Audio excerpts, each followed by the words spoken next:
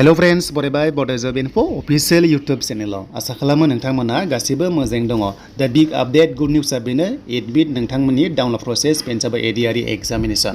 दा बे एग्जामा बबे जिल्लायाव जागोन मा डेटआव दङ नोंथांमोना मिथिखाबाय देन जों नायबावगोन आरो बेनो जाबाय एडमिट डाउनलड बोरै खालामनांगौ नोंथांमोना अफिशियल वेबसाइटनिफ्राय अफिशियल नटिस नोंथांमोना दायो नायनो हागोन जाय नोंथांमोना चेनेलाव गोदान बड जब इनफो साबस्क्राइब खालामना ला बर' रावजों जेब्लायबो गभर्नमेन्ट साख्रिनि सरकारि लन स्किमनि सायाव नोंथांमोना आपडेट मोननो हागोन दा गोबाव खालामा जों थांग्रोनो अफिशियल साइटआव दा जोङो फैबाय सेबायाव मानोना एग्जामखौ कन्डाक्ट खालामगोन सेबायानो एग्जामखौ नोंथांमोनखौ लानाय जागोन दा ग्रेड 3 आरो ग्रेड 4 दा जोङो फार्स्टआव ग्रेड 3 खौ नायग्रोगोन मानोना ग्रेड 3 नि एग्जामा जोंहा 15 सेप्टेम्बरावनो जागोन अके स' 15 सेप्टेम्बरावनो ग्रेड 3 आ जागोन आरो 27 अक्ट'बरावसो ग्रेड 4 आ जागोन दा बेखायनो जों फैबाय अफिशियल साइटआव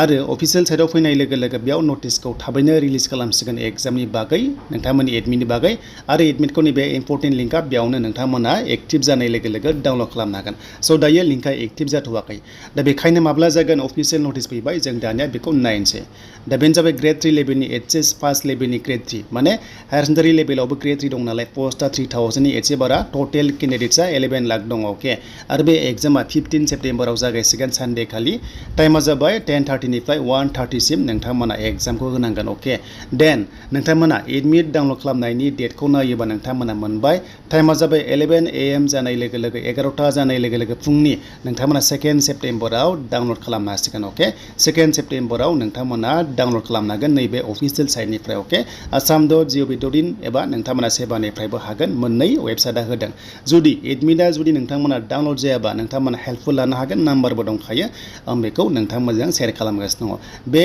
नोंथांमोननि एडमिटआ जाबाय ग्रेड 3 लेभेलनि जुदि माबाफोर टेक्निकेल प्रब्लेम जायोबा एबा नांगौबा नोंथांमोना नैबे नाम्बार दं वर्किं डेजआव नोंथांमोना कल खालामनांगोन 10 AM निफ्राय 5 PM सिम नोंथांमोना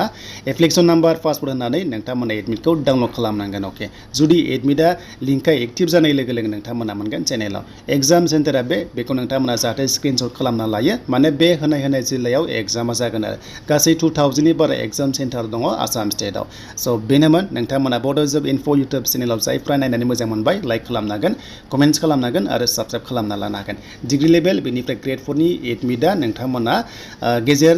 सप्तायाव मोनगोन आं बुंदोंमोन नोंथांमोननि एचएस लेभेलनिखौ फार्स्ट सप्तायाव मोननो हागौ होननानै दा फाइनालि अफिशियल नटिसआ नोंथांमोना मोनबाय स' बयनिसिमबो अल द बेस्ट थाबाय जाहाथे एग्जामखौ नोंथांमोना मोजां होयो आरो बे एग्जामाव नेगेटिभ मार्किंबो दङ